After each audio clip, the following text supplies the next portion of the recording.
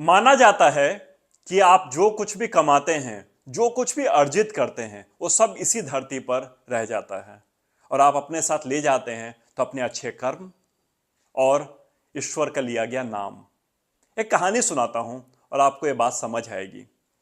एक राजा होता है जो अपने मंत्रियों को बुलाता है और बोलता है, मंत्रियों, इसका मुझे जवाब बताओ कि क्यों एक ही समय में, एक ही नक्षत्र में, एक ही कालखंड में, एक खास तरह के समय में ही बहुत सारे बच्चों का जन्म होता है।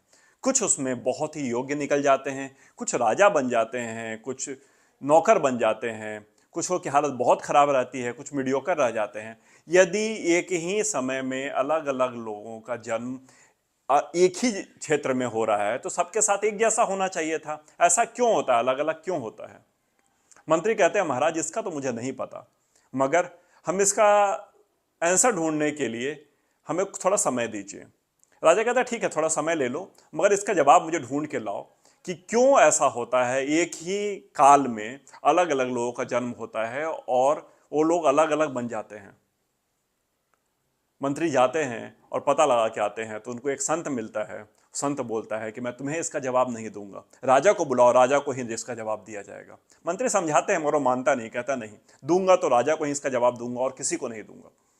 राजा तक यह बात पहुंचती है। राजा कहते हैं, कोई बात नहीं, मन में यह सवाल आया है तो इसका जवाब तो मैं लूंगा ही लूंगा, और इसी बहाने उस संत के दर्शन भी हो जाएंगे, इसी बहाने उनके आशीर्वाद भी ले लेंगे और इस सवाल का जवाब भी मिल जाएगा, इसमें कौन सी बड़ी बात है, चलो। वो जाता है राजा उस संत के पास। मैं जब वो पहुंचता है तो उस समय जो संत बड़ा गुस्से में होता है और आग जला करके कोयले के टुकड़ों को जला जला कर खा रहा होता है। राजा को ये देख करके बड़ी दया आती है। राजा कहता है, महाराज, आप जैसा इतना बड़ा संत क्यों इन कोयले के टुकड़ों को खा रहा है, क्यों आप इस तरह से गर्म आग को खाते हैं? मेरे राज में क्या किस चीज की कमी है आपके पास, बताइए, आपके लिए क्या व्यवस्था की जाए। वो कहता है, राजन, मैं बहुत गुस्से में हूँ और रोज मैं यही खाता हूँ और मुझे खाते समय कोई छेड़छाड़ करे, कुछ बातें करे, मुझे बिल्कुल पसंद नहीं, यहाँ से चले जाओ वरना बुरा होगा मेरे पास ज्यादा देर रुक गए तो राजा बोलता है, जो सवाल का जवाब, तो कहता है, मैं तो कभी नहीं दूंगा तुमको इस सवाल का जवाब, क्योंकि मुझे इसका जवाब पता ही नहीं है।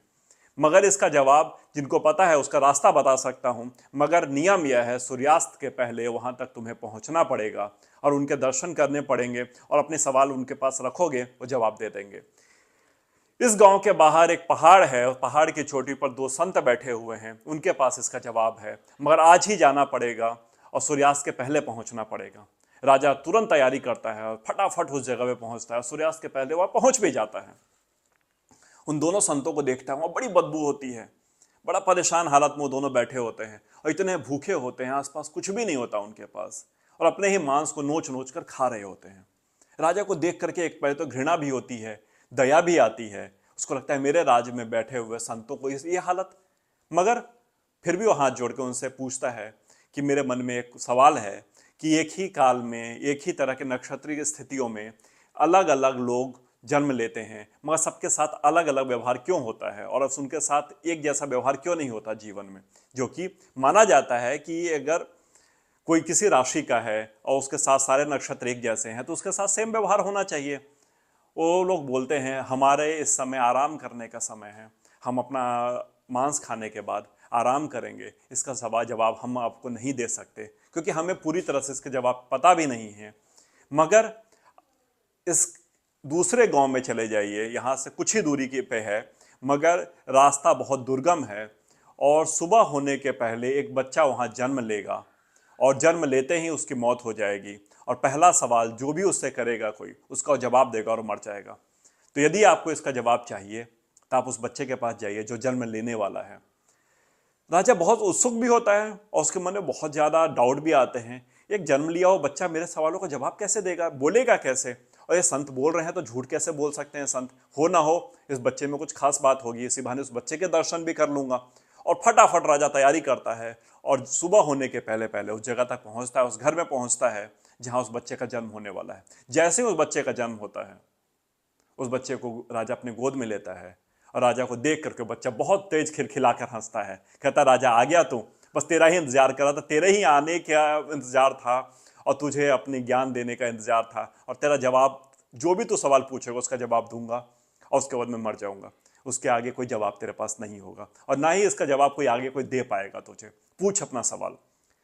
राजा बड़े भोले मन से अपना सवाल पूछता है, सेम सवाल, कि एक ही काल नक्षत्र, एक ही तरह के ग्रह स्थिति, एक ही समय, एक ही प्रदेश, एक ही पल में जन्म लिए अलग अलग बच्चों के साथ अलग अलग व्यवहार क्यों होता है? कोई राजा बन जाता है, कोई नौकर बनता है, कोई सेवक बनता है, कोई व्यापार करता है और किसी के साथ बहुत बड़ा भला होता है, किसी का बहुत बुरा होता है।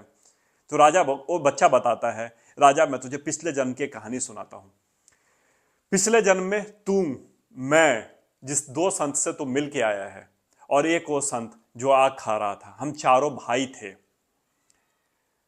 हम चारों की एक ऐसी स्थिति थी, मिडिल क्लास से थे हम, बड़े साधारण घर से थे, और एक ऐसी जगह पे जा रहे थे जहां हमें पहुंचना बहुत जरूरी था उसी दिन, मगर हम रास्ता भटक गए और हम सुबह से हमने कुछ नहीं खाया था और पूरे रास्ते हम भूखे थे, और रात शाम तक हमारी ये स्थिति हो गई थी कि हम यदि और कुछ पल चलें और भूखे रह जाएं तो हमारी मौत हमारे सामने दिखाई दे रही थी। इतने थक गए थे, इतने परेशान हो रखे थे। उसी बीच में हमें रास्ता जो भटके थे, एक आटे का पैकेट हमें दिखाई दिया, छोटा पैकेट, जिससे कि 4 रोटियां ही बन सकती थीं। उस पैकेट को हमने उठाया, जल्दी जल्दी उससे 4 रोटियां बनाई। हम चारों भाइयों ने आपस में उसको बांट लिया और उसको खाने की तैयारी कर रहे थे। उसी बीच में एक व्यक्ति वहां से गुजर रहा था जो हमारे इतना ही भूखा था, वो भी अनाज का तलाश कर रहा था। सबसे पहले वो मेरे पास आया, मुझसे उसने वो रोटी मांगी, कहा कि भाई मुझे बहुत भूखा हूँ, थोड़ी सी रोटी दे दो, मेरा भी गुजारा चल जाएगा। मैंने कहा कि जा कहीं और जाके मर, यहाँ पर मैं बिल्कुल तुझे रोटी नहीं दूंगा, मैं खुद इतना भूखा हूँ, यदि मैं नहीं खाऊंगा तो मेरी खुद मौत हो जाएगी, मैं इतना परेशान हो रखा हूँ। और मैं उसको डांट के भगा देता हूँ। दूसरे भाई के पास हो जाता है, उससे रिक्वेस्ट करता है, वो कहता है कि जा अपने अपने मांस नोच के खा ले, मगर मैं तुझे अपनी रोटी नहीं दूंगा। तीसरे भाई के पास जाता है, तीसरे भाई उसको डांट कर बहुत गुस्से में उसको इतने बुरी तरह से बेइज्जत करके वहां से भगाता है। कहता है मैं तुझे रोटी दूंगा, तुझे क्या लगता है कि मैं ऐसा हूं कि मैं तुझे अपना अनाज दे दूंगा और खुद मर जाऊं? और अंत में वो तुम्हारे पास जाता है, बहुत डरते हुए, बहुत घबराते हुए, क्योंकि हम तीनों ने उसको डांट कर भगा दिया था और उसके साथ उल्टे सीधी बातें भी बोली थी। मैं जैसे तुम्हारे पास जाता है डरता हुआ, तुम भी थोड़ी देर सोचते हो, फिर तुम्हें लगता है मुझे इतनी तेज भूख लगी थी, क्या मेरे साथ बीत रही थी, कितना परेशान हो रहा था मैं, क्या इस व्यक्ति के साथ वो हालत नहीं हो रही होगी, क्या इसको परेशानी नहीं हो रही होगी, इसको नहीं लग रहा होगा मेरी मौत आ जाएगी अगर मैं भूखा रह गया तो। और तुमने अपनी रोटी में से आधी रोटी उस भाई को दे दी और उसने भी बड़ी खुशी खुशी तुमको आशीर्वाद देते हुए रोटी खाई, और तुमने भी आधी रोटी खा के अपना गुजारा चलाया। हमने अपना पेट भरा एक रोटी खा के, जितना उससे हमारा सेटिस्फेक्शन हो सकता था, तुमने आधी रोटी खा के अपना गुजारा चलाया। बाकी हम 3 भाई किस स्थिति में तुम्हें दिखाई दे रहा है, और आज तुम किस स्थिति में तुम्हें दिख रहा है? तुम आज राजा हो, मैं मरने वाला हूं, क्योंकि मैंने उसको मरने की बात कही थी कि जा भूख से मरता है तो जा भूख से मर। एक ने कहा था कि जा चमड़ा नोच के खा ले, तो चमड़ा नोच के खा रहे हैं। एक ने कहा बहुत ही बुरा भला उसको गंदा बोला था उसके साथ, तो आज वो आग खाने को मजबूर है। तुमने अपनी रोटी में से रोटी शेयर की थी, आज तुम राजा हो और तुम लोगों की सेवा कर रहे हो। तो कहते हैं कि भले ही इस जीवन में आपने कुछ भी कमाया हो, वो लेकर के ऊपर ना जाए, मगर जो आपने दान कमाया है वो लेके आप जरूर ऊपर जाएंगे। और एक गुरबानी भी है जिसमें कहा जाता है कि ईश्वर भले ही कुछ और देने से आपको मना कर दे या ना दे, मगर जब आप ईश्वर से दान मांगते हैं तो ईश्वर आपको जरूर देता है, क्योंकि दान दे पाना सबके बस की बात नहीं है। दान जो है समर्थवान व्यक्ति ही दे सकता है, जिसके पास है वही तो देगा। दान कोई कोई छोटी मोटी चीज नहीं है, दान देना बहुत मुश्किल चीज है। और जो लोग दान देते हैं और जो लोग दान का दान देने की हिम्मत रखते हैं, उन लोगों को ईश्वर अपनी नज़र में रखता है, और इसी जन्म में नहीं, आने वाले जन्मों में भी उसके साथ उतना भला करता है, जिससे जितना भला उसने किसी के साथ किया हो उससे बेहतर करता है। उस व्यक्ति ने क्या आधी रोटी ही तो दी थी, मगर अगले जन्म में उसको राजा बना दिया। भले ही एक काल नक्षत्र में बहुत सारे लोगों का जन्म होता हो, मगर जो लोग अच्छे कर्म करते हैं, दूसरों का भला चाहते हैं, उनके साथ ईश्वर भी भला करता है। ईश्वर की दृष्टि सब पर बराबर है, मगर जो आपके साथ अच्छा करता है उसके साथ ईश्वर और ज्यादा अच्छा करता है। चलिए मिलता हूं बहुत ही जल्दी नए वीडियो में।